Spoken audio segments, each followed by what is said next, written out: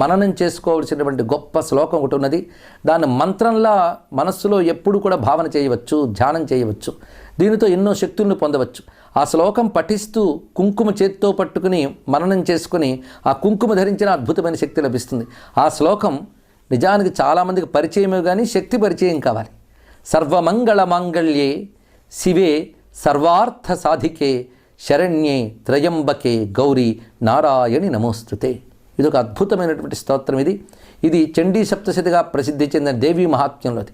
అందులో ప్రతి శ్లోకము అద్భుతమైన మంత్రరాశే, కానీ ఆ శ్లోకాలన్నింటిలోని ఒక మణిరత్నంలా ప్రకాశిస్తున్నటువంటిది ఈ దివ్యమైన శ్లోకం. దీనిలో భావం ఏంటంటే సర్వమంగళ మాంగళ్యే, మంగళము కలిగించే వాటిలో ఆ మంగళకర శక్తిగా నువ్వు ఉన్నావమ్మా అన్నారు ఇక్కడ. అంటే సృష్టిలో మనకు ఆనందం కలిగిస్తోంది, మంచి కలిగిస్తోందని వస్తువుని స్వీకరిస్తామని, అంటే దానిలో ఆనందము మేలు కలిగించే శక్తి